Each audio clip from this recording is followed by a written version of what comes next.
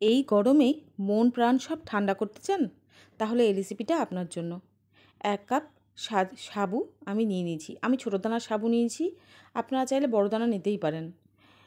এবার ফুটন্ত জলে সাবুগুলো ফেলে দিলাম। সাবুর কালার যখন এরকম ট্রান্সপারেন্ট হয়ে যাবে, সেই সময় সাবুটাকে ছেঁকে নেব। ছেঁকে নিয়েছি এবং একটু ঠান্ডা জল দিয়েও ধুয়ে নিয়েছি। এবার একটা পাত্রে 1 লিটার দুধ আমি কিন্তু বসিয়ে দিয়েছি। সঙ্গে দিয়ে দিয়েছি হাফ কাপ মতো গুঁড়ো দুধ। এটাকে ভালো করে গুলিয়ে নেব। এবারে খানিকটা দুধের মধ্যে আমি 2 চামচ কাস্টার্ড পাউডার গুলিয়ে রেখেছি। আপনারা ঠিক চাইলে 3 চামচ কাস্টার্ড পাউডারও মেলাতে পারেন 1 লিটার দুধে। আমার কাছে 2 চামচ কাস্টার্ড পাউডারটাই ঠিক মনে হয়েছে, তাই আমি সেটাই করলাম। 1 কাপ চিনিও ওই গরম দুধে ঢেলে দিলাম। দুধ ফুটতে শুরু করলে আঁচটা একদম বন্ধ করে দেব। তারপরেই মিলিয়ে দেব কাস্টার্ড পাউডারটা। এবার ভালো করে উইস্ক দিয়ে নাড়তে থাকবো কিন্তু। এবারে সাবুগুলোকে আমি এর মধ্যে দুধের মধ্যে দিয়ে দেব।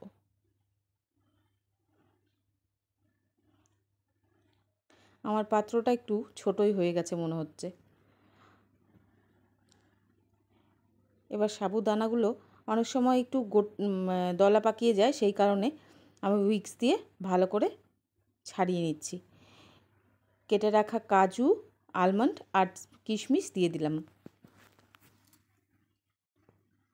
আমি কুচি করে দিয়েছি, আপনারা চাইলে গোটা করেও দিতে পারেন, গোটাও দিতে পারেন, কোনো অসুবিধে নেই। এবার এটাকে ভালো করে একটু ফোটাবো। ফুটিয়ে এটা কিন্তু আমি ঠান্ডা করে নিয়েছি ফ্রিজে। এবার ঠান্ডা করার ওপরে করার কারণে ওপরে একটা লেয়ার পড়ে গেছিলো, সেই লেয়ারটা আমি উইস্ক দিয়ে ভেঙে নিয়েছি।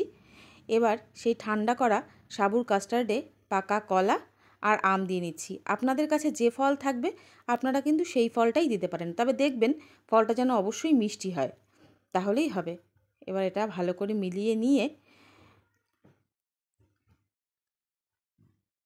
ব্যাস, এবার সার্ভ করে দেব। মন প্রাণ সব ঠান্ডা হয়ে যাবে এই সাবুর কাস্টার্ডে, আর পেটও অনেকক্ষণ ভরিয়ে রাখে। আমি তো আমার বাচ্চাকে মাঝে মাঝেই দিই, আপনারাও দিতে পারেন কিন্তু। এটা হেলদিও সঙ্গে টেস্টি। দেখুন তো কেমন হয়েছে সাবুর কাস্টার্ডটা। এটা কিন্তু আমি খুব ঘনও করিনি, আপনারা চাইলে এটাকে আরও ঘন করতে পারেন।